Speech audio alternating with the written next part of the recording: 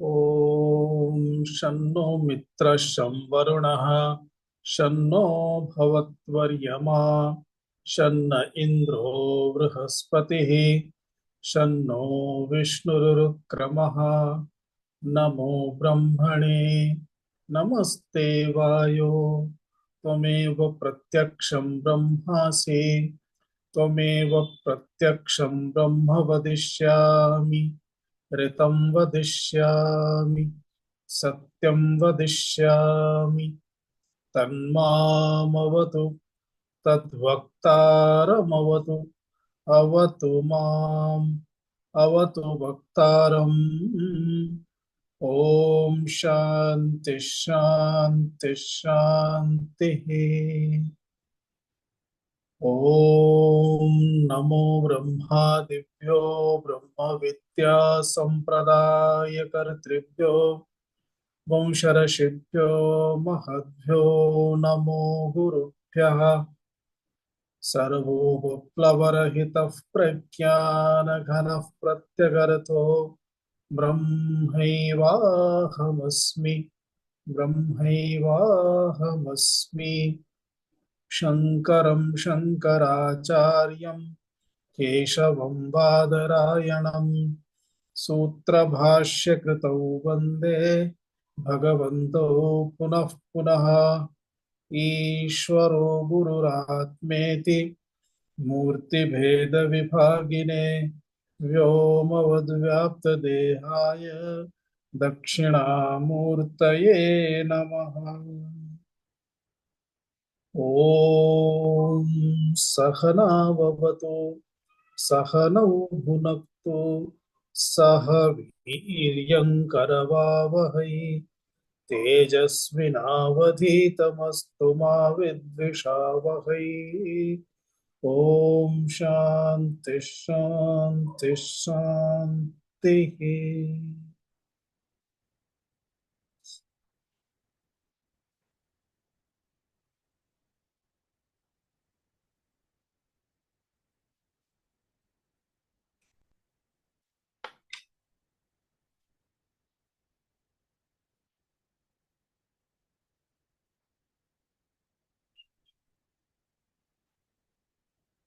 एकवारं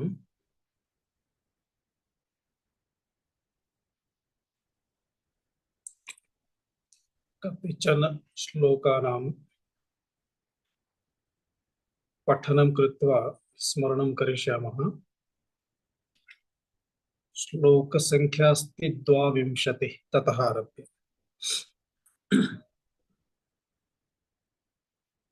उपेक्ष्य नामरूपे द्वे उपेक्षनामरूपे द्वे सच्चिदानन्दतत्परः सच्चिदानन्दतत्परः समाधिं सर्वदा कुर्यात् समाधिं सर्वदा कुर्यात् हृदये वाथवा बहिः हृदये वाथवा बहिः सविकल्पो निर्विकल्पः सविकल्पो निर्विकल्पः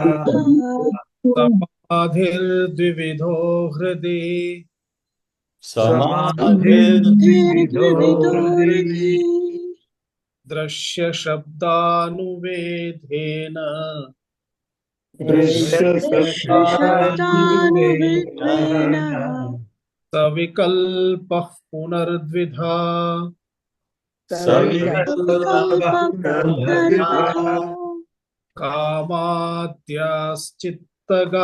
दृश्याः कामाद्याश्चित्तदृश्याः तत्साक्षित्वेन चेतनम् तत्साक्षित्वेन चेतनम् ध्यायेद् दृश्यानुविद्धोऽयम् ध्यायेद्दृश्यानुविद्धोऽयम् समाधिः सविकल्पकः समाधिश्च विकल्पकः असङ्गः सच्चिदानन्दः असङ्गसच्चिदानन्दः स्वप्रभोद्वैतवर्जितः स्वप्रभोद्वैतवर्जितः अस्मीति शब्दविद्धोऽयम् अस्मिन्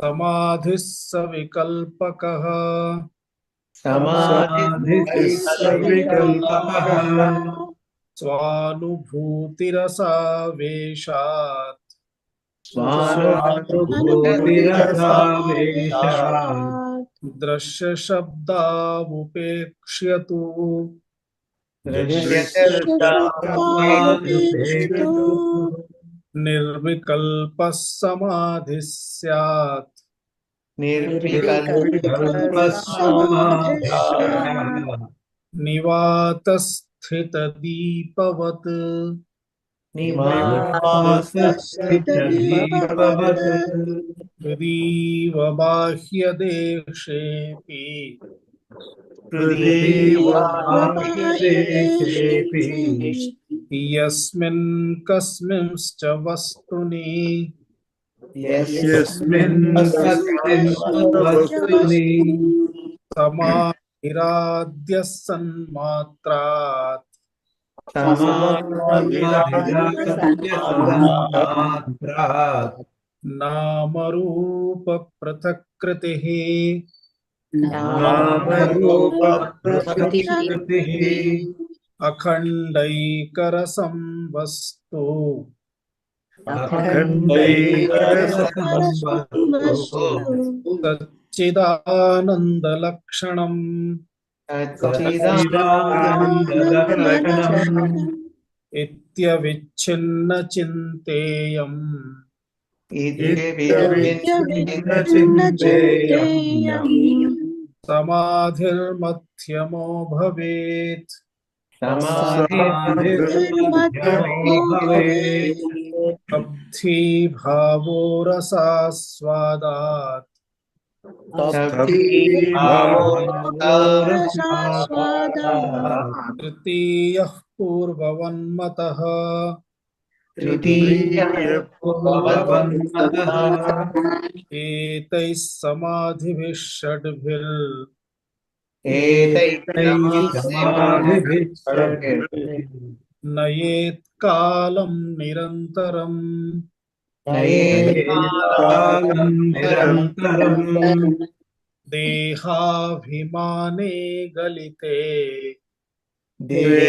देहाभिमाने गलिते विज्ञाते परमात्मनि विज्ञाते परमात्मनि यत्र यत्र मनो याति यत्र यत्र मनो याति तत्र तत्र समाधयः तत्र तत्र समाधयः विद्यते हृदयग्रन्थिः भिद्यते हृदयग्रन्थिः छिद्यन्ते सर्वसंशयाः छिद्यन्ते सर्वसंशयाः क्षीयन्ते चास्य कर्माणि क्षीयन्ते कर्माणि तस्मिन् दृष्टे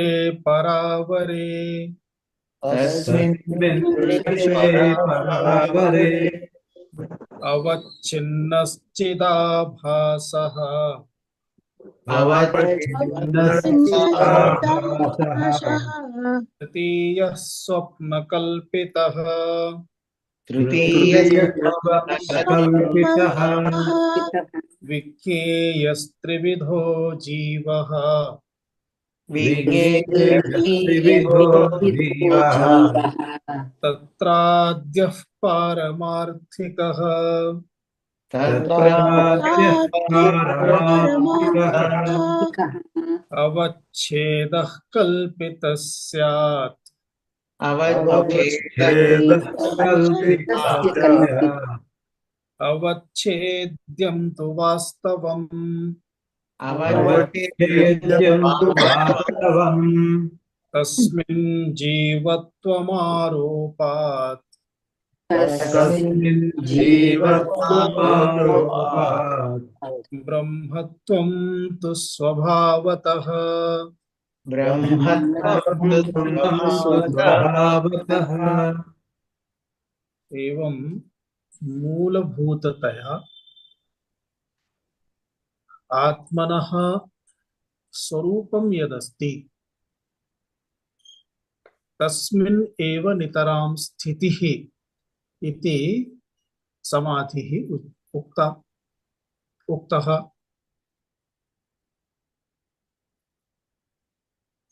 परन्तु आत्मनः मूलभूतं पुनः तस्मिन् स्थितिः एतत् तथा न सरलतया संभवति।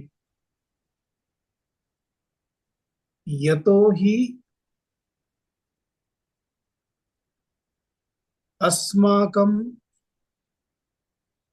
देहादिकम् अधिकृत्य सर्वविध व्यवहारः वर्तते।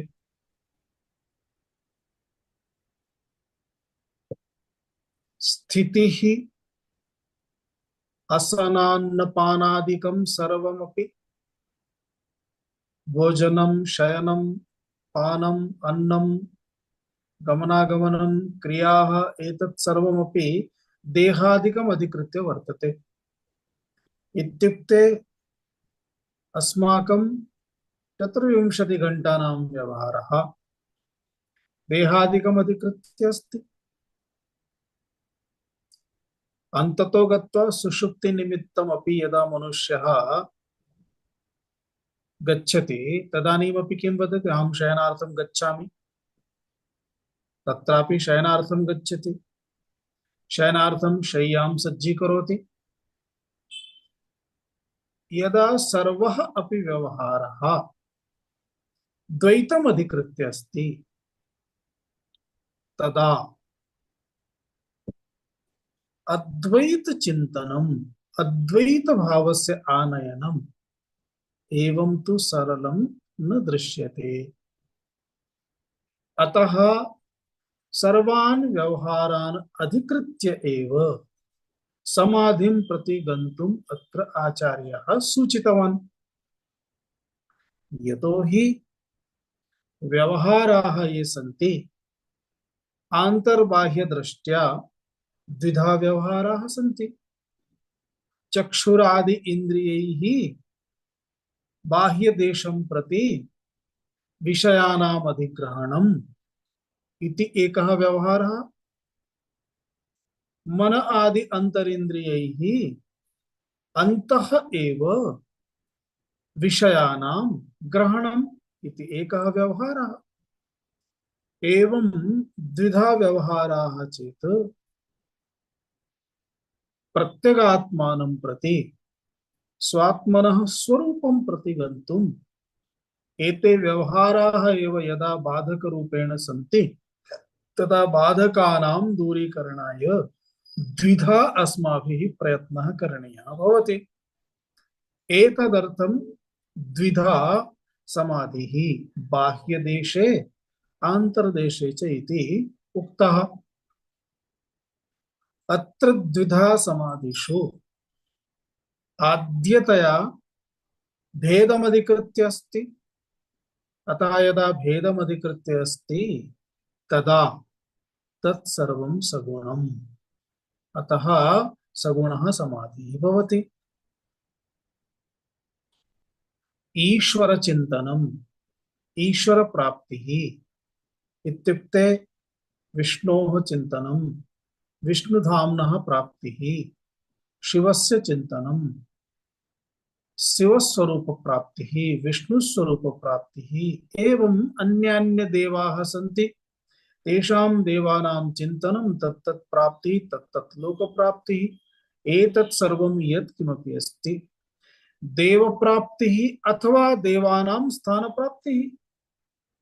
यथा स्वर्गादिलोकानां प्राप्तिः एतत् सर्वमपि तदन्तर्गतं भवति, तदन्तर्भूतं भवति। तदन्तर्भूतम् इत्युक्ते सगुणान्तर्गतं भवति। ततः परं देवादीनामपि यत् स्वरूपं सर्वेषां प्राणिनामपि तदेव स्वरूपम् अस्ति। तावत् पर्यन्तं यदा गम्यते तदा अस्माकं मूलभूतस्वरूपस्य बोधः भवति। तस्मिन् मूलभूतस्वरूपे पुनः अवस्थानम् इति समाधेः कार्यमस्ति। तदेव अतः तत् सम्यक्तया तस्मिन् स्थितिः तदा एव सम्भवति। एवम् एतत् सर्वं सूचितम् इत्युक्ते सगुण निर्गुण इत्यनयोः भेदेन पुनः अन्तः बाह्य इत्यनयोः भेदेन च दृश्य शब्द इत्यनयोः भेदेन च अत्र समाधिः निरूपितः। अस्माभिः एकवारं तस्य किञ्चित् अभ्यासः अपि कृतः आसीत्। अनन्तरं किम् उक्तम्? एवं निरन्तरं चिन्तनेन यदा देहाभिमानः निर्गच्छति, अतः देहाभिमाने गलिते विज्ञाते परमात्मनि, यदा परमात्मनः विज्ञानं भवति तदा देहाभिमानः गलितः भवति, अथवा यदा देहाभिमानः गलितः भवति तदा परमात्मनः सम्यक् विज्ञानं भवति। एवम् उभयतः अपि द्रष्टुं शक्यते। देहाभिमाने गलिते विज्ञाते परमात्मनि, एवं यदा एषा स्थितिः प्राप्यते तदा यत्र यत्र मनो याति तत्र तत्र समाधयः, या कापि स्थितिः भवतु तदानीं केवलं समाधिनिमित्तं नेत्रे निमील्य उपविष्टः इत्येव आवश्यकं नास्ति। सः यत्र कुत्रापि तिष्ठति, यथा कथंचिदपि उपविष्टः अस्ति, स्वस्वरूपे स्थातुं शक्नोति, तिष्ठति इत्यभिप्रायः। एवं यदा एषा स्थितिः प्राप्यते इत्युक्ते देहाभिमानः पूर्णतः गलितः भवति। देहाभिमानः गलितः भवति, देहेन सह सम्बन्धाः सन्ति, ते तु पूर्वमेव निर्गताः। देहेन सह सम्बन्धाः पूर्वतः यदि गलिताः निर्गताः न भवेयुः तर्हि देहाभिमानः कथं गलितः भवेत्? देहाभिमान गलनस्य तात्पर्यमेव अस्ति असंगत्व प्राप्तिः, असंगः जातः। एवं यदा एषा स्थितिः प्राप्यते तदा किमुच्यते? तस्य ग्रन्थिभेदनं भवति। ग्रन्थिभेदनं भवति इत्युक्ते अविद्या काम कर्म इति ग्रन्थि अस्ति, अविद्या काम कर्म ग्रन्थेः भेदनं भवति। भेदनं भवति इत्युक्ते तदानीम् अविद्यापूर्वकं किमपि नास्ति। यद्यपि प्रारब्धवशात् देहः अस्ति, देहस्य समाप्तिः इतोपि नास्ति, देह समाप्त्यनन्तरमेव तस्य पूर्णतः समाप्तिः भवति। इत्युक्ते पूर्णतः द्वैतभावः गच्छति, द्वैतभावः तु गच्छति, द्वैतसमाप्तिः भवति। अतः उच्यते तस्य आरंभे विदेह मुक्तिः भवति, अर्थात जीवन मुक्तिः भवति। सः जीवन अपि मुक्तः भवति। अनन्तरं तस्य देहः अपि गच्छति। यदा देहः अपि गच्छति तदा पूर्णतः मुक्तः इति, इत्युक्ते पुनर्जन्म इत्यादिकं तस्य नास्ति इत्यभिप्रायः। अतः हृदयग्रन्थिः तदा एव निर्गच्छति यदा सर्वसंशयाः तस्य निर्गताः भवन्ति। एतत् सूचयितुम् उक्तं भिद्यते हृदयग्रन्थिश्छिद्यन्ते सर्वसंशयाः क्षीयन्ते चास्य कर्माणि। कर्माणि यदा क्षयं प्राप्नुवन्ति, क्षयं गतानि भवन्ति, अनन्तरं पुनः देह प्राप्तिः नास्ति। क्षीयन्ते चास्य कर्माणि तस्मिन् दृष्टे परावरे इति उक्त्वा एतावत् पर्यन्तं प्रकरणं तत्र समाप्तं भवति। परन्तु पुनः पुनः अभ्यासार्थं, यतोहि ध्यान प्रक्रिया अस्ति, बहु तथा सरलं नास्ति। ईश्वरस्य ध्यानं कर्तुम् ईश्वरस्य चरणमधिकृत्य चरणयोः पूजामधिकृत्य एतत् सर्वं कदाचित् सरलं भवति। ओंकारस्य ध्यानम् एतत् सर्वं सरलं भवति, यतोहि तत्र किमस्ति, तत्र तु एकस्य आश्रयः स्वीकृत्य मनः तत्र योजनीयं भवति। अत्र तु किमस्ति, सर्वाश्रयाणाम् अपवादः क्रियते, केवलम् आत्मस्वरूपस्यैव चिन्तनमत्र क्रियते। तदहं मम किं स्वरूपमिति तदेव। अतः तदर्थं समाधिनिमित्तं बहु प्रयासः आवश्यकः भवति, तदा एव तस्य सा स्थितिः प्राप्यते। अतः वारं वारं चिन्तनीयं भवति, जीवः कः, जीवस्य व्यवहारः कः, जीवः कथम् उच्यते, जीवत्वं कथम् आरोपितम् इत्यादि विषयाणां निरूपणमपि तत्र आवश्यकं भवति। अतः तदर्थम् अग्रे प्रकरणस्य आरम्भः तत्र अस्माभिः आदौ दृष्टः आसीत्। अवच्छिन्नः चिदाभासः, तृतीयः स्वप्नकल्पितः, विज्ञेयस्त्रिविधो जीवः। जीवः कतिविधः? त्रिविधः। त्रिविध जीवेषु, त्रिविध प्रकारेषु आद्यः पारमार्थिकः। प्रप्रथमं कः? पारमार्थिक जीवः। जीवः एव, जीवः, जीवस्य इदानीं विशेषणानि पारमार्थिकत्वम् इति, पारमार्थिकः जीवः इति एकं विशेषणम् अधिकृत्य इति प्रथमः जीवः। द्वितीयः भेदः कः अस्ति? द्वितीयः भेदः अस्ति अवच्छिन्नः। अवच्छिन्नः इति एकः। तृतीयः कः अस्ति? चिदाभासः, स्वप्नकल्पितः इति। अवच्छिन्नः चिदाभासः, स्वप्नकल्पितः, अर्थात अवच्छिन्नः इति, चिदाभासः इति, स्वप्नकल्पितः इति त्रिधा भेदम् अधिकृत्य तत्र यः प्रथमः भेदः अस्ति अवच्छिन्नः, तदेव अस्ति पारमार्थिकः। पारमार्थिकः इति उक्तं चेत् अन्यत् अपरं द्वयम् अपि अपारमार्थिकम् इति बोद्धव्यं भवति। इत्युक्ते एतद् यद् भेदत्रयमत्र दृश्यते प्राप्यते तेषु त्रिषु अपि भेदेषु एकमेव वास्तविकम्, अन्यद्वयमस्ति तद् अवास्तविकम्। कथं तद् अवास्तविकम् इति अस्माभिः बोद्धव्यं भवति। अतः तद् बोधयितुम् अग्रे उक्तम् अवच्छेदः कल्पितः स्यात्, अवच्छेद्यं तु वास्तवम्, तस्मिन् जीवत्वम् आरोपात्। अर्थात यत् आत्मस्वरूपम् अस्ति, प्रत्यगात्मस्वरूपम् परब्रह्म चैतन्य रूपम् अस्ति, तत् परब्रह्म चैतन्य रूपम् यत् मूलम् तदेव, तस्मिन् एव परब्रह्म स्वरूपे ब्रह्मणि जीवत्वम् आरोपितं भवति। कथम् आरोपितं भवति? अतः तदेव अत्र निर्दिश्यते। अत्र अवच्छेदः कल्पितः स्यात्, अवच्छेद्यं तु वास्तवम्। इत्युक्ते अत्र पदार्थद्वयं निर्दिष्टम्। एकः पदार्थः अस्ति, यस्मिन् पदार्थे अन्यः पदार्थः निर्दिश्यते। उदाहरणं यथा आकाशः अस्ति, आकाशे घटः निर्दिश्यते। आकाशः सर्वव्यापकः अस्ति, आकाशः एकः अस्ति, आकाशः असंगः अस्ति। आकाशस्य द्वैधीकरणं, भेदः, छिन्नता, भिन्नता न संभवति। तथापि घटम् अधिकृत्य घटाकाशः इति उच्यते खलु, करकम् अधिकृत्य करकाकाशः इति उच्यते खलु, गृहम् अधिकृत्य गृहाकाशः इति, मठम् अधिकृत्य मठाकाशः इति, एकैकं पदार्थम् अधिकृत्य तत्तदाकाशः। पदार्थे यथा घटः, घटे मध्ये स्थानमस्ति,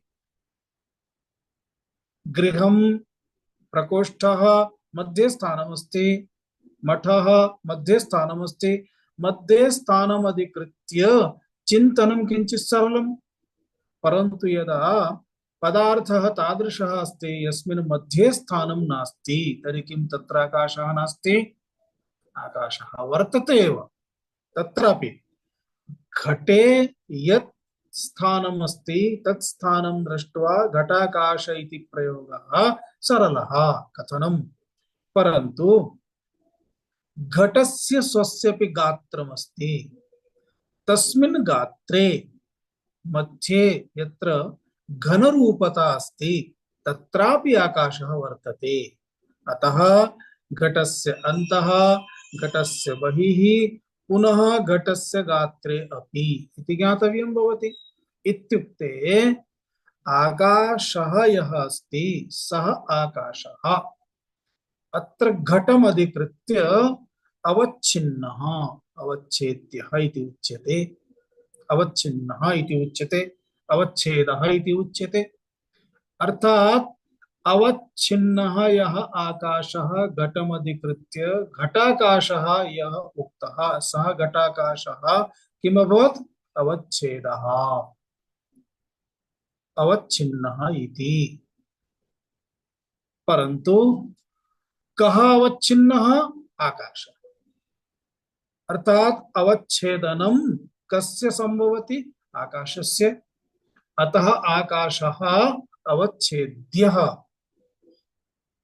स्पष्टमेतत्? अवच्छिन्नः अथवा अवच्छेदः इति पर्यायवाची शब्दः। अवच्छेदः, अवच्छिन्नः, अवच्छेद्यः इति भेदः यदा क्रियते तदा अवच्छेद्यः आकाशः, अवच्छिन्नः आकाशः, उभयमपि आकाशः एव अस्ति, परन्तु अवच्छेद्यः आकाशः तस्मिन् आकाशे अवच्छेद्यत्वं कथमारोपितं, कथमागतं? घटकारणात्, घटात्, घटोपादितः, अतः घटाकाशः इति उक्तं। तद्वत् यथा आकाशः तथैव ब्रह्म चैतन्यम्। एवं प्रतिजीवं प्रति उपाधिं प्रति वस्तु अस्माभिः निर्णयः करणीयः। एवं अवच्छेदः कल्पितः। कल्पितः इत्युक्ते आकाशे यथा अवच्छेदनं न संभवति, चैतन्य परमात्मनि अवच्छेदनं न संभवति, परन्तु उपाधिम् अधिकृत्य तदानीं सूच्यते।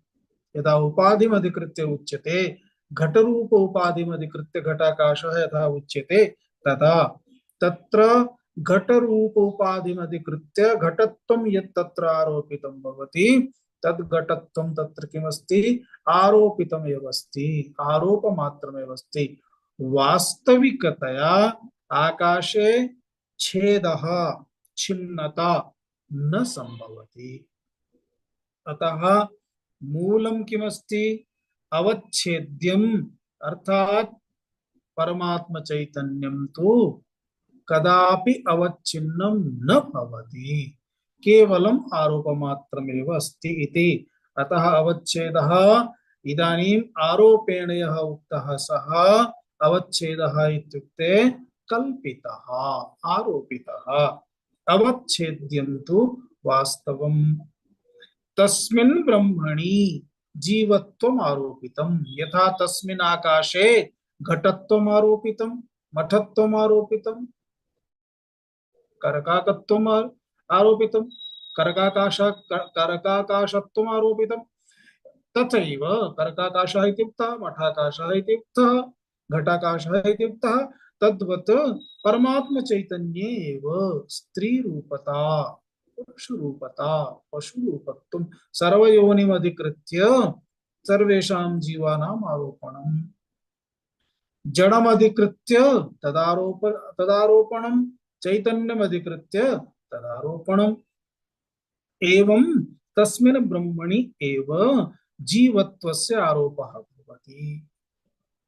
अतः ब्रह्मत्वं कथं सिद्धं? स्वभावतः अस्ति। ब्रह्मत्वं तु तत् वर्तते, न तस्मिन् परिवर्तनमिति। अतः जीवः यदा उच्यते तदा जीवकथनेन किम् अवगन्तव्यं भवति? जीवः यद्यपि चैतन्यमधिकृत्यैव उच्यते, जीवः चैतन्यमधिकृत्यैव उच्यते, परंतु अयम जीवः वास्तविकतया चैतन्यम जीवः इति कथनेन चैतन्यमिति पृथक् जीवः इति पृथक् एवं नास्ति। अतः जीवः एव जीवे यद् यत् आरोपितं चैतन्ये यद् यत् आरोपितं तत् तत् यदा निष्कासयति माइनस करोति तदा चैतन्य मात्रमेव तिष्ठति, अर्थात तदेव चैतन्यं जीवरूपेण उच्यते। उदाहरणं यथा व्यवहारे एकः पुरुषः, सः पुरुषः इदानीं बालः अस्ति। पुरुषः अध्ययनं करोति, अध्ययनं कृत्वा व्यवसायं प्राप्नोति। वैद्यकीयं पठितवान् चेत् वैद्यः, अन्यत् पठितवान् चेत् तदनुरूपं तस्य नामाभिधानं भवति। कदाचित् कुत्रचित् प्रबन्धन कार्यं पश्यति, प्रबन्धकः अस्ति, मैनेजर अस्ति। इत्युक्ते एकः एव पुरुषः कार्यालये तस्य उत्तरदायित्वानुसारं प्रबन्धकः, मैनेजर वा यत्किमपि भवितुमर्हति, लिपिकः इत्यादिकं किमपि भवितुमर्हति। सः एव पुरुषः यदा गृहम् आगच्छति तदा कस्याश्चित् पतिः, कस्याश्चित् पुत्रः, कस्यचित् पुत्रः एवं सः एव उच्यते। इत्युक्ते तस्य एकस्यैव विविध नामानि, विविधं उत्तरदायित्वं भवति। तस्य उत्तरदायित्वम् अधिकृत्य विविध नामानि भवन्ति। तथैव एकमेव परमात्मतत्त्वम् अत्र व्यवहारम् अधिकृत्य जीवादिकं तत्र आरोपितं भवति। अतः तस्मिन् जीवत्व आरोपः इति एतावता अस्माभिः दृष्टमासीत्। अग्रे पश्यामः।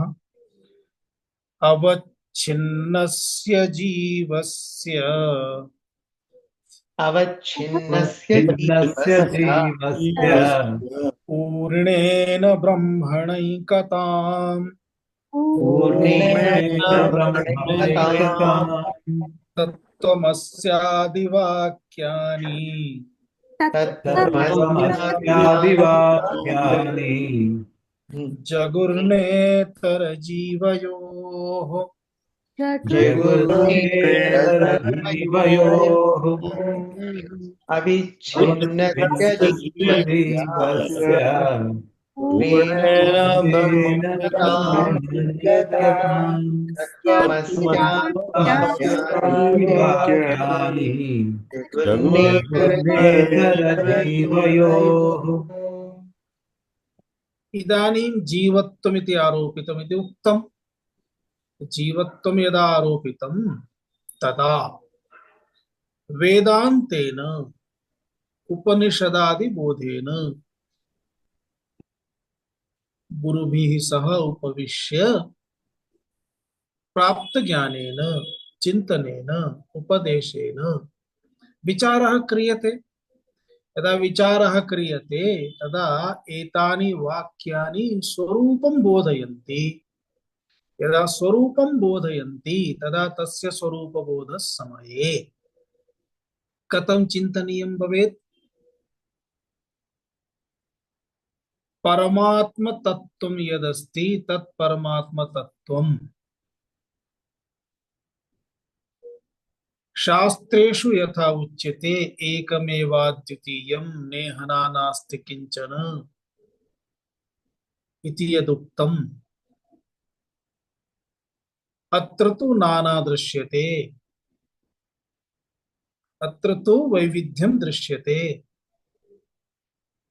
अहमस्मि, भवान् अस्ति, भवती अस्ति, अन्ये सन्ति, वैविध्यं दृश्यते। पुनः परमात्मा कथमस्ति? परमात्मा तु एतस्य जगतः कर्ता इति उच्यते। यदि जगत निर्माता परमात्मा अस्ति, जगति कतिविध वस्तूनि सन्ति, किं किम् अस्ति, कति पदार्थाः सन्ति, प्रकट रूपेण दृश्यमानाः, अप्रकट रूपेण विद्यमानाः, ये न दृश्यन्ते तादृशाः कति पदार्थाः, किं किम् अस्ति, कदाचित् इदानीं दृश्यते अनन्तरं न भवति, यथा डायनोसॉर इत्यादिकं पुनः तेषाम् अंशान्वेषणं प्रचलति।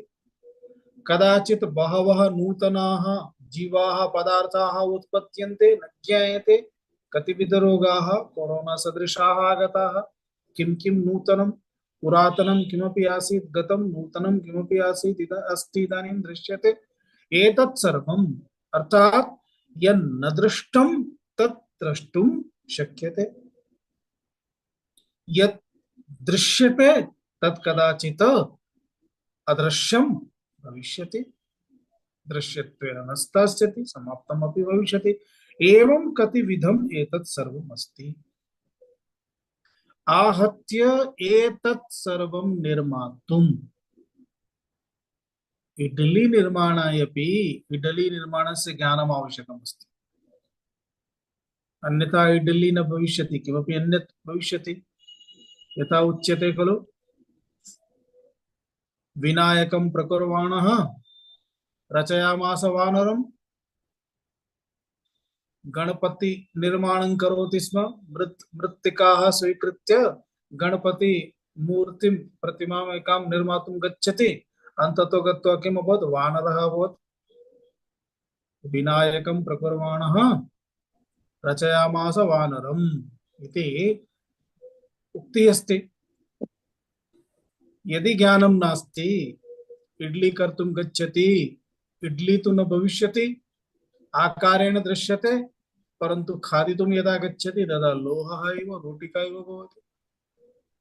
केचन एवं भोजितवन्तः, कतिवारम् अतः जानीमः। आहत्य तात्पर्यं किमस्ति, किमपि निर्मातुम् इच्छति चेत् तस्य कल्पना, ज्ञानं, बोधः आवश्यकः भवति, तद्विना न सम्भवति।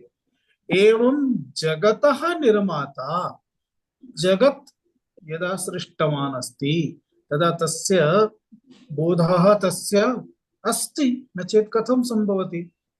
एकस्य पदार्थस्य ज्ञाता, यथा घटस्य ज्ञाता घटज्ञः, पटस्य ज्ञाता पटज्ञः, गणितस्य ज्ञाता गणितज्ञः, ज्योतिषः ज्ञाता ज्योतिषज्ञः। एवमेव यः सर्वं जानाति सः कः, सर्वज्ञः। अतः सर्वज्ञः परमात्मा।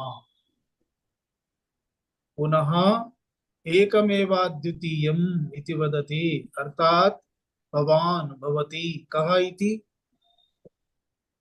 ब्रह्म चैतन्यमेव। परमात्मा ब्रह्म चैतन्यम्, अहमपि ब्रह्म चैतन्यम्, परन्तु परमात्मा सर्वज्ञः, अहम् अल्पज्ञः, अल्पमेव जानामि। एवं चेत् एकः एकत्वं कथं सम्भवति, न सम्भवति। एवं चेत् तत्त्वमस्यादि वाक्यं यदस्ति, तत्त्वमसि इति चिन्तनं करोति। तत् इत्युक्ते परमात्मा, त्वम् इत्युक्ते त्वं जीवः, त्वं जीवः कः इति परमात्मा एव अस्ति। अहं परमात्मा इति कथं बोद्धुं शक्नुयाम्, कथम् एकत्वं सम्भवति। तदानीं द्रष्टव्यम्, अवच्छेदः कल्पितः, अवच्छेद्यं तु वास्तवम्। वास्तवं किमस्ति, अवच्छेद्यं परमात्म चैतन्यम्। तदेव परमात्म चैतन्यं ब्रह्म चैतन्यम् ईश्वरोपाधि द्वारा अवच्छिन्नः भवति। ईश्वरस्य उपाधिः इत्युक्ते सर्वज्ञत्व रूप उपाधि अस्ति, सर्वशक्तिमत्व रूप उपाधि अस्ति। जीवस्य मम भवतः भवत्याः उपाधिः अल्पज्ञत्व उपाधिः अस्ति। अतः अल्पशक्तिमत्तो उपाधि अस्ति, अल्पज्ञत्तो उपाधि अस्ति, तस्मात् उपाधिः अत्र मूलं कारणं भवति। उपाधौ अल्पज्ञत्वं सर्वज्ञत्वं, परमात्म चैतन्यं तु निरुपाधिकम्। अतः अवच्छेद्यं वास्तविकमस्ति। तत्र तत्र यत्र यत्र अवच्छिन्नता दृश्यते तत् अवच्छिन्नत्वम् उपाधि कारणात् अस्ति। अतः उपाधि निरपवादः करणीयः भवति। अस्माभिः तत्त्वमस्यादि वाक्ये तत्त्वमसि इत्यस्मिन्नपि पूर्वं द्वित्रिवारं विचारः कृतः अस्ति। देवदत्तस्य उदाहरणं स्वीकृत्य सोऽयं देवदत्तः इति लक्षणामधिकृत्य कतिविध लक्षणाः सन्ति, लक्षणामधिकृत्य भागत्यागलक्षणा इत्यादिकम् अधिकृत्य वयं एतस्मिन् विषये पूर्वं चिन्तितवन्तः। पुनः तदेव एकवारं पश्यन्तु, स्मरन्ति चेत् तत्त्वमस्यादि वाक्यानि अन्ततो गत्वा किं कुर्वन्ति? तत्त्वमस्यादि वाक्यानि पूर्णेन ब्रह्मणा एकतां जगुः। अर्थात तेषां वाक्यानां चिन्तनेन पूर्णं ब्रह्म यदस्ति तेन ब्रह्मणा सह ऐक्यम् आनयन्ति, न तु सगुणेन सह। अर्थात न तो विष्णुना सह, न तो शिवेन सह, न च देव्या सह, तैः सह कदापि अपि न संभवति। यतोहि ईश्वरः मायोपाधिकः अस्ति। मायायाः एव कार्यम्, अर्थात माया कारणमस्ति। अतः मायायाः एव कार्यमस्ति। जीवः, जीवस्य उपाधिः, अतः अविद्या इति उच्यते। अविद्योपाधिकः जीवः, मायोपाधिकः जीवः। एतदर्थमेव अविद्या माया इति शब्देन भेदः अत्र निर्दिश्यते, अन्यथा सर्वं मायोपाधिकम् एव अस्ति। आहत्य तात्पर्यं किमभवत्? वयं यदा कदापि देहम् अधिकृत्य कदाचित् नाहं देहः, नाहं मनः, नाहं बुद्धिः इति कृत्वा तिष्ठामः, ध्यानावस्थायां विचारयामः। परन्तु ईश्वरं पश्यामः, विष्णुं पश्यामः, शिवं पश्यामः, अस्माकम् इष्टदेवाः सन्ति, तान् इष्टदेवान् दृष्ट्वा वयं विचारयामः। तदा अहं कदापि तत्त्वमसि, तत् इत्युक्ते परमात्मा विष्णुः, त्वम् इत्युक्ते अहं भवान् भवति इति विचारं करोति चेत् अहं कदापि विष्णुः भवितुं नार्हम्। उपाधिम् अधिकृत्य ऐक्यं कदापि न संभवति। विष्णुः विष्णुः एव अस्ति। सर्वज्ञः परमात्मा जगत्कर्ता सृष्टिकर्ता अस्ति। मम कर्तृत्व सामर्थ्यं तत् तावत् कदापि भवितुं नार्हति एव। परन्तु परमात्मनः उपाधिम् अपि एकत्र करोतु, जीवस्य उपाधिम् अपि एकत्र करोति चेत् अन्ततो गत्वा ब्रह्म चैतन्य मात्रमेव तिष्ठति। अतः ब्रह्मणा सह ऐक्यं संभवति, न तु ईश्वरेण, ईश्वरोपाधिना सह। उपाधिमधिकृत्य प्राप्त ईश्वरः यः अस्ति, मायोपाधिकः ईश्वरः, तेन सह कदापि ऐक्यं न संभवति। स्पष्टम्? अतः किमुक्तम्? अवच्छिन्नस्य जीवस्य पूर्णेन ब्रह्मणा एकतां संभवति, ऐक्यं संभवति। जगुः इत्युक्ते उक्तवन्तः, कथितवन्तः, न इतर जीवयोः। इतर जीवयोः इत्युक्ते इदानीं जीवाः कति अभवन्?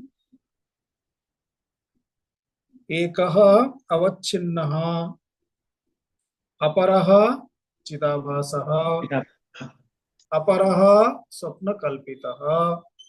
त्रयः जीवाः अभवन्। एतेषां त्रयाणां विषये अस्माभिः पूर्ववर्गे चिन्तितम्। त्रयः जीवाः, तेषु त्रिषु प्रथमः कः? आद्यः। प्रथमः कः? पारमार्थिकः। अर्थात् अवच्छिन्नः इति पारमार्थिकः अस्ति। चिदाभासः इति तस्यैव चैतन्यस्य आभासः इति चिदाभासः। चिदाभासः इति पारमार्थिकः नास्ति। चिदाभासः इति पारमार्थिकः नास्ति। स्वप्नकल्पितः तु कथं पारमार्थिकः भवितुमर्हति? एवं चेत् इतर जीवयोः प्रथम जीवं त्यक्त्वा इत्युक्ते अवच्छेदः यदुच्यते तस्मिन् यत् अवच्छेद्यं तदेव मूलम्। अवच्छेदः पारमार्थिकः यदा उच्यते, आद्यः पारमार्थिकः, तर्हि तत्र आद्यः इत्युक्ते जीवत्व आरोपणं यदस्ति, जीवः यत्र उच्यते तत्र सः अवच्छिन्नः जीवः। तस्मिन् अवच्छिन्न जीवे पुनः वस्तुद्वयमस्ति। एकम् अवच्छिन्नतां प्राप्तुं कारणं, द्वितीयम् अवच्छिन्नता यत्र यस्मिन् उच्यते तत्। अतः कारणम् उपाधिः अभवत्, तस्मात् अवच्छिन्नता उक्ता। अवच्छिन्नं किमभवत्? ब्रह्म परमात्मा चैतन्यम्। अतः तदेव अस्ति वास्तविकम्। तदर्थम् अवच्छिन्नस्य जीवस्य पूर्णेन ब्रह्मणा सह एव एकता संभवति। कथं? कैः? तत्त्वमस्यादि वाक्यैः, महावाक्यैः। इतर जीवयोः ऐक्यं न संभवति, एकता न संभवति इति अस्माभिः ज्ञातव्यं भवति। अग्रे पश्यामः। ब्रह्मण्यवस्थिता माया ब्रह्मण्यवस्थिता माया विक्षेपावृत्तिरूपिणी विक्षेपावृत्तिरूपिणी आवृत्याखण्डतां तस्मिन् आवृत्याखण्डतां तस्मिन् जगज्जीवौ प्रकल्पयेत्। जगज्जीवौ प्रकल्पयेत्। ब्रह्मण्यवस्थिता विक्षेपावृत्तिरूपिणी आवृत्याखण्डतां तस्मिन् जगज्जीवौ कल्पयेत्। इदानीं ग्रन्थस्य समाप्तिः अग्रे, अतः समाप्तिं प्रति नयन् अस्ति भगवान् भाष्यकारः। सामान्यतः उपक्रमोपसंहारः उच्यते खलु। उपक्रमः क्रियते आदौ, उपसंहारः क्रियते अन्ते। उपक्रमः यस्य क्रियते तस्यैव उपसंहारः क्रियते, मध्ये तस्य वर्णनं भवति। अतः प्रस्तावना अनन्तरं मूलकथनम् अनन्तरं तस्य उपसंहारः। अतः उपसंहार प्रक्रिया अस्ति इदानीं ग्रन्थस्य। तदर्थम् एते अंशाः पूर्वम् आगताः, परन्तु इदानीं पुनः स्मरणाय उच्यन्ते। ब्रह्मणि अवस्थिता माया विक्षेपावृत्ति रूपिणी आवृत्य अखंडतां तस्मिन् जगत् जीवौ प्रकल्पयेत्। सरलमस्ति, पूर्वं दृष्टमस्ति। माया ब्रह्मणि अवस्थिता। माया कुत्र अवस्थिता अस्ति? ब्रह्मणि अवस्थिता अस्ति। अतः ब्रह्माश्रया माया इति उच्यते। ब्रह्मणि अवस्थिता इत्युक्ते यथा वयं वदामः सुन्दरः बालः अथवा सुन्दरी बालिका। बालस्य वा बालायाः वा सौन्दर्यं कुत्र स्थितं? तस्मिन् बाले अथवा बालायाम् इत्युक्ते सौन्दर्यता इति, सौन्दर्यम् इति, सुन्दरता इति, सौन्दर्यम् इति किमस्ति? गुणः अस्ति। अतः गुणाः कुत्र तिष्ठन्ति? गुणान् स्थातुम् आश्रयः आवश्यकः, आधारः। यथा गन्धः, गन्धः इति सूक्ष्मः, परन्तु गन्धं स्थातुम् आश्रयः आवश्यकः। अतः पाटलपुष्पं वा अथवा यत्किमपि वा भवतु, तथैव मायायाः कृते अपि स्थातुम् आश्रयः आवश्यकः अस्ति। मायायाः आश्रयः कः अस्ति? ब्रह्म। अतः ब्रह्माश्रया माया इति उच्यते। सा माया कुत्र अवस्थिता? ब्रह्मणि अवस्थिता, अर्थात ब्रह्म परमात्मनि एषा माया वर्तते। उदाहरणं यथा शक्तिमान् यदा उच्यते तदा यः शक्तिमान् अस्ति सः। पुनः यथा धनवान् उच्यते, यः धनवान् अस्ति सः। द्वयोः मध्ये किञ्चित् भेदं कुर्मः चेत् धनं तस्य वित्तकोशे भवेत्, गृहे भवेत्, सम्पत्तिरूपेण अस्ति। सम्पत्तिम् अधिकृत्य सः धनवान् इति उच्यते। अत्र सम्पत्तिः तस्य पार्श्वे अस्ति। तथैव यः शक्तिमान् अस्ति, बलवान् अस्ति, तस्य बलमपि शक्तिरपि तस्य पार्श्वे अस्ति अस्ति, परन्तु द्वयोः मध्ये भेदः अस्ति।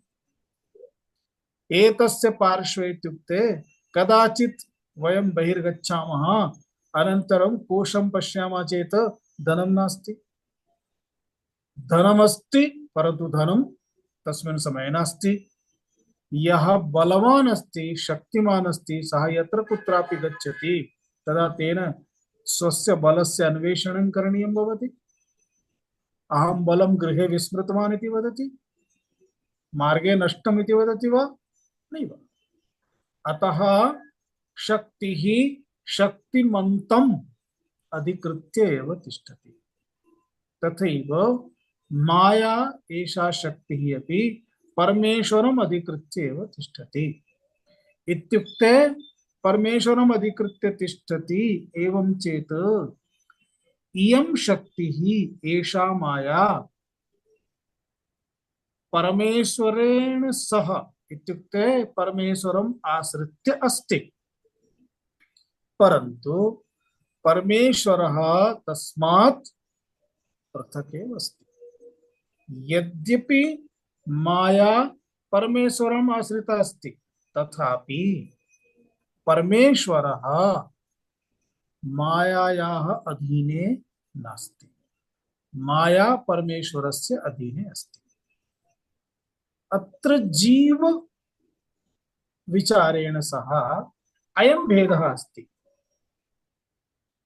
जीवम् अधिकृत्य यदा विचारं कुर्मः तदा जीवः मायायाः अधीने अस्ति।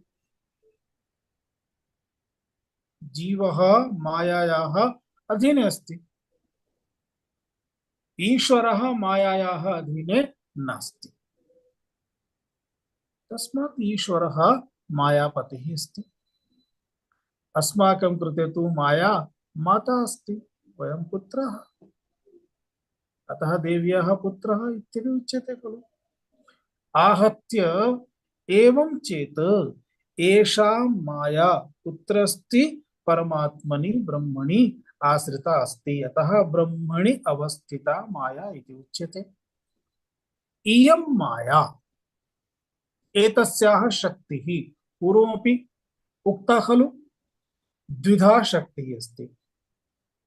का शक्ति अस्ति? विक्षेप शक्तिः, अपरा का शक्ति आवरण शक्तिः। अत्र पश्यतु, इयं माया विक्षेपावृत्ति रूपिणी कीदृशी अस्ति? विक्षेप रूपिणी आवृत्ति रूपिणी। आवृत्ति रूपिणी इत्युक्ते आवरण रूपा विक्षेप रूपा इति अस्माभिः पूर्वमपि पठितमस्ति। इदानीम् एषा माया, इयं माया विक्षेपावृत्ति रूपिणी माया आवृत्य तिष्ठति। आवृत्य तिष्ठति इत्युक्ते आवरणं कृत्वा तिष्ठति। किम् आवृणोति? ब्रह्म परमात्मानं यत्र अस्ति तदेव। ब्रह्म परमात्मनि स्थिता एषा माया ब्रह्म परमात्मानं आवृणोति।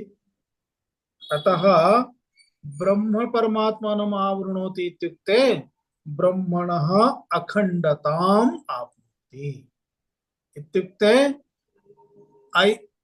एतत् ब्रह्म, इदं ब्रह्म कीदृशमस्ति? अखण्डम्, अनन्तम्, अद्वयम्, एकम्। एकम् अखण्डम् अनन्तम् एतद् यत् ब्रह्म अस्ति तदेव ब्रह्म इदानीं माया आवृणोति। यदा आवृणोति अनन्तरं मायायाः अपरा शक्तिः अस्ति। का शक्तिः अस्ति? विक्षेप शक्ति। विक्षेप शक्ति द्वारा एतस्मिन् एव ब्रह्मणि यत् आवृतमस्ति मायया, तस्मिन् एव ब्रह्मणि ब्रह्म आवृतं, तस्मात् ब्रह्मणः भासः इदानीं नास्ति, तस्य बोधः नास्ति। यथा पदार्थः आवृतः चेत् पदार्थः न दृश्यते। किमस्ति इति न, किमपि अस्ति इति ज्ञातुं शक्यते, परन्तु किमस्ति इति अवगन्तुं न शक्यते। तद्वत् ब्रह्म इदानीम् आवृतम्। आवृतं चेत् ब्रह्म इति ज्ञातुं न शक्यते। तदा किं करोति माया? पुनः तत्र अपरम् उत्पादयति, सृजति। अतः एषा एव सृष्टिः, सम्पूर्णं जगत् तत्र निर्मितम्। अपरं निर्मितम् इत्युक्ते एकमेवाद्वितीयं ब्रह्म, तस्मिन् ब्रह्मणि इदानीं विविधाः जीवाः, विविध जीवेषु विविधेषु उपाधिम् अधिकृत्य, ईश्वरस्य उपाधिम् अधिकृत्य ईश्वरः, जीवस्य उपाधिम् अधिकृत्य जीवः, मनुष्यादयः एवं निर्मितम्। अतः तदर्थं किमुच्यते? जगज्जीवौ प्रकल्पयेत। इयमेव माया ब्रह्मणः अखण्डताम् आवृत्य, एषा माया या विक्षेपावृत्ति रूपिणी अस्ति, इयं माया स्वतन्त्रतया किमपि कर्तुं न शक्नोति। ब्रह्मणः आश्रयं प्राप्य एव कर्तुं शक्नोति।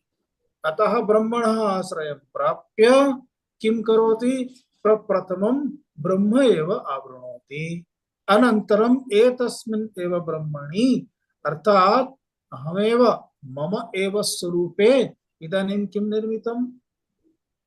अयं देहः, इन्द्रियाणि, अन्तःकरणम्, एतत् सर्वमपि अत्रैव निर्मितं भवति। अतः एवं निर्मितं चेत् पुनः किम् अभवत्? भेदः, भिन्नता। अतः एतस्मिन् जगज्जीव रचना, जगज्जीव सृष्टिः, जगत् इति एकं जीवः। यद्यपि जीवे जीवत्व अर्थात ब्रह्मणि यज्जीवत्व आरोपणं कृतमस्ति, तदारोपणस्य मूलं यदस्ति किमपि दृश्यते तत्सर्वं जगत् एव अस्ति। परन्तु तदेव जगत् जड़त्वेन चेतनत्वेन पृथक् पश्यामः। अतः चेतनत्वेन यत् पश्यामः तत्र जड़ निरपवादः करणीयः। चेतनं तत्र पृथक् रूपेण द्रष्टव्यम्। एतदेवस्ति विवेककरणम्। एतदेव कार्यम्। समाधौ तदेव तस्य आवश्यकता भवति। अतः अत्र सूचितम्। अखण्डताम् आवृत्य एकवारं श्लोकम् उच्चारयामः। ब्रह्मण्यवस्थिता माया ब्रह्मण्यवस्थिता माया विक्षेपावृतिरूपिणी विक्षेपावृतिरूपिणी आवृत्याखण्डतां तस्मिन् आवृत्याखण्डतां तस्मिन् जगज्जीवौ प्रकल्पयेत्। जगज्जीवौ प्रकल्पयेत्। ॐ पूर्णमदः पूर्णमिदं विक्षेपावृतिरूपिणी पूर्णस्य आवृत्याखण्डतां तस्मिन् पूर्णमुदच्यते। जगज्जीवो शान्ति शान्तिः। हरिः ओम श्री गुरुभ्यो नमः। हरिः ओम। धन्यवाद। धन्यवाद स्वामी। धन्यवादः धन्यवाद स्वामिने। धन्यवादः स्वामी। धन्यवादः स्वामिन्। मम प्रश्नः अस्ति। वदतु भगिनी। परमात्मनि एव ऐक्यं प्राप्तुं शक्यते, सगुणरूपेण ऐक्यं न सम्भवति इति उक्तं। तर्हि सायुज्यं सारूप्यम् इत्यादि स्थितयः सामीप्यम् इत्यादयः ऐक्यत्वं न वा, मोक्षः न वा? अस्ति। मोक्षः उच्यते सापेक्ष मोक्षः अस्ति, सापेक्ष मुक्तिः। तर्हि उत्तमस्थितिः न उत्तमस्थितिः अस्ति। जीवस्य अपेक्षा अत्युत्तमम् अस्ति। अस्तु। मृत्युलोके कर्माणि कृत्वा पुनः तेषां कर्मणां भोगः इत्यादिकं तदपेक्षया ब्रह्मलोकं गच्छति, वैकुण्ठं गच्छति, साकेतलोकं गच्छति, तत्र गत्वा तिष्ठति। तत्र तु केवलं भोगः एव अस्ति। पुनः मनुष्यदेहः नास्ति, तस्य लोकस्य देहः अस्ति। कस्य लोकः? मनुष्यलोकः चेत् मनुष्यदेहः, देवलोकः चेत् देवदेहः, विष्णुलोकः चेत् विष्णुदेहः। इदानीं विष्णुलोके यदा तिष्ठति तदा विष्णुलोके सारूप्यं यदा प्राप्नोति तदा विष्णुदेहः अस्ति इत्युक्ते तत्र वैष्णवत्वम् अस्ति। परन्तु सारूप्यं यदा भवति तदा विष्णु समानरूपं भवति। यथा विष्णुः चतुर्भुजः तथैव भवती अपि चतुर्भुजा भविष्यति। विष्णुः यथा तथैव भवती अपि भविष्यति। न तु तत्र गत्वा भवती लक्ष्मी भविष्यति, भवती अपि विष्णुरेव भविष्यति। अतः विष्णुलोकं प्राप्य सारूप्यं प्राप्नोति चेत् विष्णुरूपं प्राप्नोति। परन्तु विष्णुः विष्णुरेव अस्ति। यद्यपि विष्णुरूपं भवति तदा डुप्लिकेट् भवति, परन्तु शक्तेः डुप्लिकेशन् तत्र नास्ति। तस्मिन् उपादौ एव अस्ति तत् विष्णुः। अतः सारूप्य मुक्तिः, सालोक्य मुक्तिः, लोकं प्राप्नोति इति सालोक्य मुक्तिः। इदानीं यस्मिन् लोके भवति तस्य लोकस्य भोगः, तस्य लोकस्य व्यवहारः, तस्मिन् लोके स्थितिः। विष्णुलोकं गच्छति, मरणं नास्ति। मर्त्यलोकं भवति, जन्म मरणम् अस्ति, जन्म मरणम् अस्ति इति भेदः। परन्तु अन्ततो गत्वा यदा पुनः कल्पसमाप्तिः भवति, कल्पान्ते पुनः परमात्मैक्यबोधेन ज्ञानेन पूर्णमुक्तः भवति, तदा तस्य विदेहमुक्तिरिति उच्यते। अन्यथा विष्णुदेहः अस्ति, विष्णुरूपमस्ति, विष्णुरूपमपि तदानीं तस्य निर्गच्छति, तदा तस्य विदेह मुक्ति भवति। इच्छति चेत्, न इच्छति चेत् पुनः अन्यः प्रश्नः। उत्तमं, धन्यवादः महोदय। मम ध्यानविषये मम संशयः वर्तते महोदय। प्रष्टुं शक्नोमि किल इदानीं? शक्यते? अस्तु, इदानीं योगाभ्यासे वदामः, तत्र योगनिद्रा इति वदामः, शवासनम् इति वदामः, अनन्तरं ध्यानसमये अपि तादृशप्रक्रिया एव आरम्भे अभवत् इति मम संशयः। इदानीं त्रयोः मध्ये विद्यमानभेदः किमपि यदस्ति इति? त्रयः इत्युक्ते एकं योगनिद्रा इति, एकं द्वितीयं योगनिद्रा, शवासनं, अनन्तरं ध्यानं। शवासनं प्रथमं स्वीकुर्मः, वन बाय वन गच्छामः। शवासनम् इत्युक्ते आसनेषु एकः प्रकारः, यथा वज्रासनं, तथैव शवासनम् इत्युक्ते मरणानन्तरं देहः कथं तिष्ठति तद्वत् स्थातव्यं भवति। इत्युक्ते मरणानन्तरं हस्तयोः उपरि नियन्त्रणम् अस्ति भवत्याः, अथवा यः मृतः तस्य पादयोः उपरि तस्य नियन्त्रणम् अस्ति? नास्ति। यथा तस्मिन् समये तस्य नियन्त्रणं न भवति, तथैव एतस्मिन् समये तेन नियन्त्रणं त्यक्तव्यम्। तादृश आसनमेव शवासनं भवति। अर्थात् एवमेव सुप्तः भवति। पुनः शवासनस्य कृते अपि तदर्थं मूलं शवासनम् इत्युक्ते मरणानन्तरं यथा स्थापनं भवति मनुष्याणां, तदासनमेव शवासनम्। अतः अत्र एतस्मिन् काले तथा शयनं करणीयं भवति, तथा शवासनम् इति उच्यते।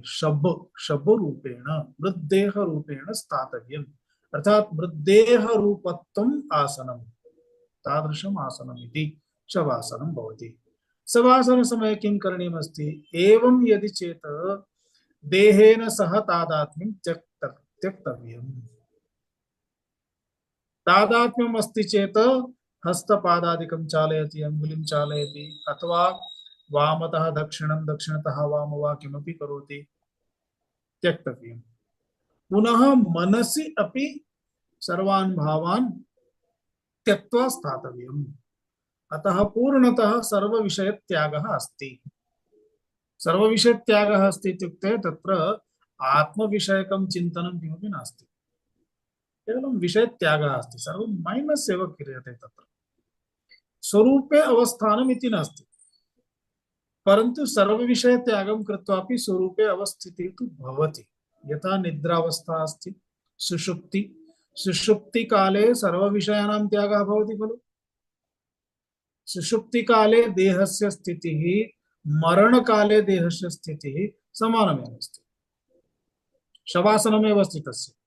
सुषुप्तिकाले यदा सुप्तः भवति तस्मिन् समये तस्य कोऽपि व्यवहारः नास्ति, मनसः चिन्तनं नास्ति, बुद्धेः विचारः नास्ति, मनः बुद्धिः लयं प्राप्नोति, इन्द्रियाणि सर्वाणि लयं प्राप्नुवन्ति, किमपि नास्ति।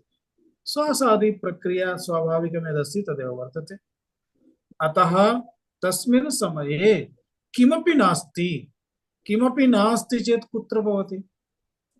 स्वरूपे भवति, अस्ति स्वरूपे, परन्तु स्वरूपबोधः अपि नास्ति। यदा वदामः किमपि नास्ति तदा स्वरूपस्य बोधः अपि नास्ति।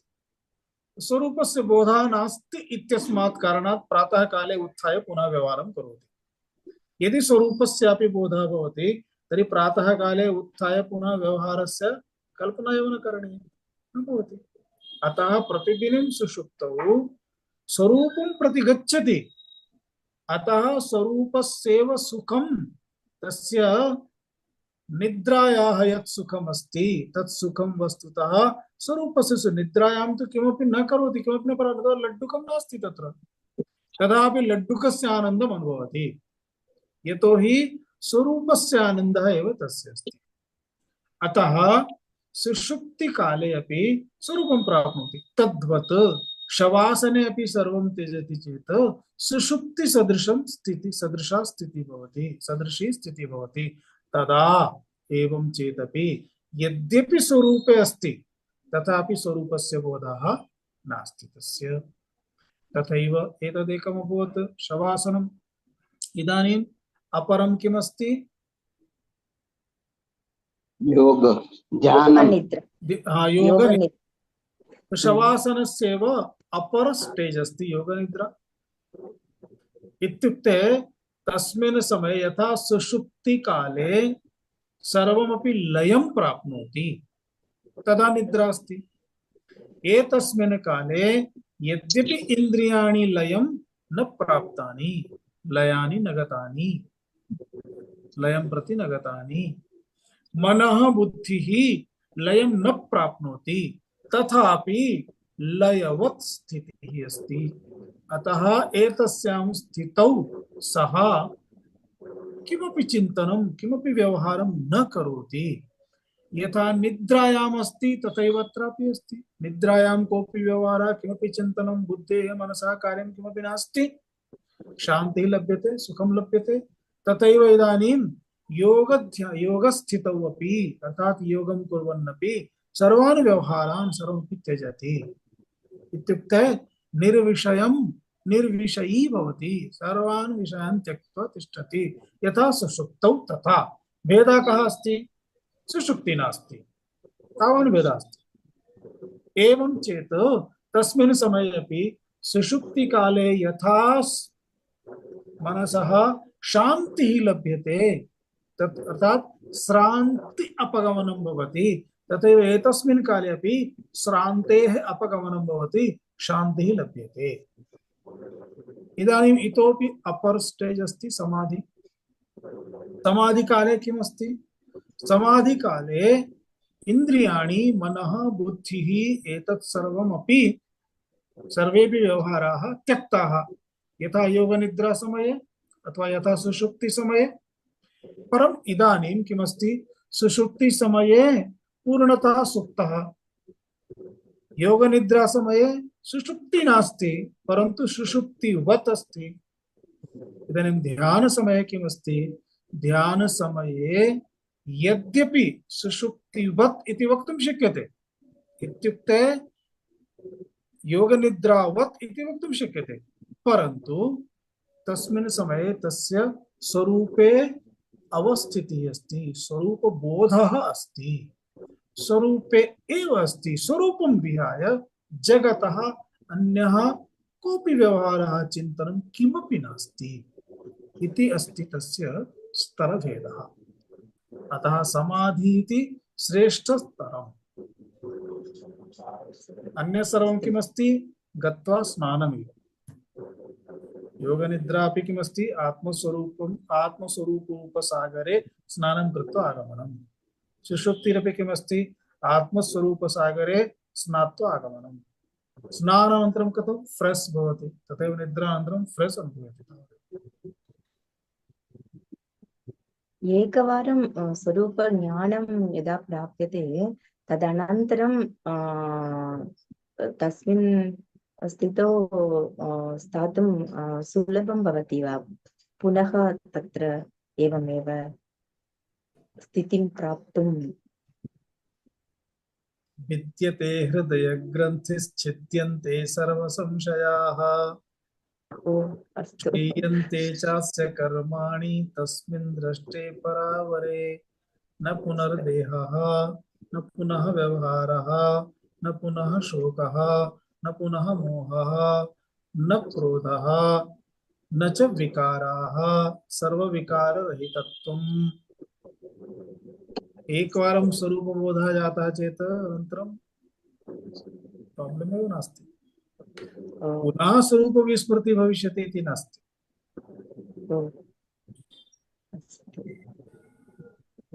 एकवारं बोधं प्राप्नुमः अनन्तरं विस्मृतिः नास्ति। अनन्तरम् अन्ये ध्यानार्थं यदा उपविशामः विद्येः साहाय्यं स्वीकृत्य प्रायः उपवेष्टुं शक्नुमः इति तावत् अर्धघण्टा यावत् स्थातुं शक्नुमः। ततोपि अधिकं भवति चेत् किञ्चित् अन्तिम 10 निमेषान् किञ्चित् मनसि यत्र पादे वेदना भवति चेत् तत्रैव मनः गच्छति इति एवं भवति किल। ततोपि प्रायः ध्यानस्य समयस्य न्यूनं कृत्वा ध्यानं प्रति गन्तुम् एवं किञ्चित् न्यूनं कृत्वा अर्धघण्टा तादृशम् अपि कर्तुं शक्नुमः वा? अनन्तरं भित्तेः साहाय्येन एवं स्थातुं शक्नुमः वा? प्रायः शक्यते। किमस्ति, वेदान्तिकध्यानमस्ति, आत्मस्वरूपावस्थान स्थितिः अस्ति। अतः एतस्य कृते अत्र तथा नियमाः न सन्ति यथा अणिमादि सिद्धि प्राप्तुम् अस्ति। यत्र चक्रादि जागरणं करणीयं भवति, सप्तचक्राणां जागरणम् अस्ति। चक्राणां जागरणं कर्तुम् इच्छति चेत् पुनः तथा स्थातव्यं भवति। ऊर्जा सम्पादनम्, ऊर्जा पुनः डायल्यूट् न भवेत्, ऊर्जा तिष्ठेत, तदर्थम्। अतः तथा वेदान्तिकध्याने किमस्ति, अत्र चक्रादि जागरणस्य कृते प्रयत्नः नास्ति। ऊर्जा स्थापनीया इति तदर्थं प्रयत्नः नास्ति। अत्र तु किमस्ति, सर्वप्रयत्नानां निषेधः अस्ति, केवलम् एकमेव स्वरूपावस्थानं। अतः अत्र एवं नियमाः न सन्ति। परन्तु अवधानं किं करणीयं, सामान्यतः किं भवति, यदा आधारं स्वीकुर्मः तदा निद्रायाः तन्द्रायाः तत्र किं वदामः, संशयः भवति, आगच्छति। अतः जागरूकता तत्र भवेत्। परन्तु ध्यानम् आवश्यकमस्ति। मूलं किमस्ति, ध्यानं। यथा कथञ्चित् अपि उपविश्य ध्यानं कर्तुं यदि प्राप्नोति, निद्रा न भवेत्, तन्द्रा न भवेत्, चिन्तनं प्रचलेत्। एतदर्थं यदि भित्तेः आश्रयः स्वीकरणीयः, आधारः स्वीकरणीयः चेत् चिन्तनं शक्यते। आसन्दे उपविश्य कर्तुं शक्यते।